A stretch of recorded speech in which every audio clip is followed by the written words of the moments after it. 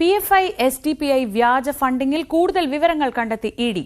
നിയമവിരുദ്ധമായി വിദേശത്ത് ഫണ്ട് സ്വരൂപിക്കുകയും ഇന്ത്യയിലേക്ക് അത് കൈമാറ്റം ചെയ്യുകയും ഉണ്ടായതിന്റെ തെളിവുകൾ ഇഡിക്ക് ലഭിച്ചു. 2009 മെയ് മുതൽ 2022 മെയ് വരെ PFIയുടെ 29 അക്കൗണ്ടുകളിലേക്ക് 262 കോടിയിലധികം രൂപ നിക്ഷേപിച്ചതായാണ് അന്വേഷണത്തിൽ കണ്ടെത്തിയത്. കണക്കിൽപ്പെടാത്ത പണരസീതുകൾ PFIയുടെ ബാങ്ക് അക്കൗണ്ടുകളിൽ പ്രതിഫലിച്ചിട്ടില്ല എന്നും അന്വേഷണ ഏജൻസികൾ കണ്ടെത്തി. CV അനുമോദ് വിവരങ്ങളുമായി. അനുമോദ്, ഇഡി ഈ വിഷയത്തിൽ നടത്തിയ വിശദമായ അന്വേഷണത്തിൽ ഇപ്പോൾ കൂടുതൽ വിവരങ്ങളാണ് പുറത്തുവരുന്നത്.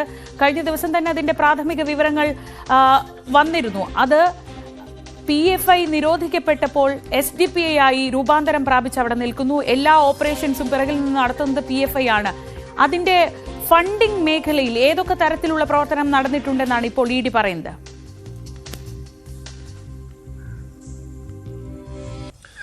Good morning.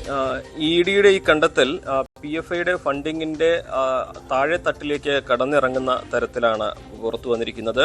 ഏറ്റവും പ്രധാനപ്പെട്ട ഒരു കാര്യം, 2009 മെയ് മാസം മുതൽ 2022 മെയ് മാസം വരെ ഏതാണ്ട് 262 കോടി രൂപ 29 അക്കൗണ്ടുകളിലായിട്ട് കൈകാര്യം ചെയ്തിട്ടുണ്ട്. ഇതിനു പുറമെ 32 കോടിയിലധികം രൂപ രേഖകളിൽപ്പെടാതെ ക്യാഷ് മാർഗമായിട്ടും കൈകാര്യം ചെയ്തിട്ടുണ്ട്. വിദേശ രാജ്യങ്ങളിലാണ് കൂടുതലായിട്ടും ഈ ഫണ്ട് സ്വരൂപിക്കാനുള്ള ശ്രമങ്ങൾ അവിടെ നടത്തിയിരുന്നത്. അവിടെ നിന്നും ചാരിറ്റി മേഖലയിലേക്ക് അല്ലെങ്കിൽ അത്തരത്തിൽ വ്യക്തികളുടെ അക്കൗണ്ടിലേക്ക് ഫണ്ട് ട്രാൻസ്ഫർ ചെയ്യുന്നു. ഇത് പിന്നീട് PFIയുടെ അക്കൗണ്ടിലേക്ക് മാറ്റുന്നു എന്ന തരത്തിലാണ് ഇതിന്റെ ഒരു രീതി, ഫണ്ട് കൈമാറ്റം ചെയ്യുന്നതിന്റെ രീതി എന്നാണ് ഇഡി കണ്ടെത്തിയിരിക്കുന്നത്. ഈ ഓഫീസുകളിൽ നടത്തിയ പരിശോധനയിൽ നിരവധി ഡിജിറ്റൽ രേഖകളും ഇത് സംബന്ധിച്ചുള്ള കാര്യങ്ങൾ ഉൾക്കൊള്ളുന്ന രേഖകളും കണ്ടെത്തിയിട്ടുണ്ടെന്നും ഇഡിയുടെ അന്തിമ റിപ്പോർട്ടിൽ പറയുന്നുണ്ട്. അതുപോലെ തന്നെ പല ആളുകളിൽ നിന്നും പണം വാങ്ങുന്നതിന്റെ രേഖകൾ സൂക്ഷിക്കാതെ അത് കാശായിട്ട് തന്നെ, അതായത് ബാങ്ക് അക്കൗണ്ടിൽ പെടാതെ കാശായിട്ട് തന്നെ കൈകാര്യം ചെയ്യുന്ന തരത്തിലുള്ള നിയമവിരുദ്ധമായ രീതികൾ PFIയുടെ ഭാഗത്തുനിന്നും ഉണ്ടായിട്ടുണ്ട് എന്നും ഇഡിയുടെ ഈ കണ്ടെത്തലിൽ പറയുന്നുണ്ട്.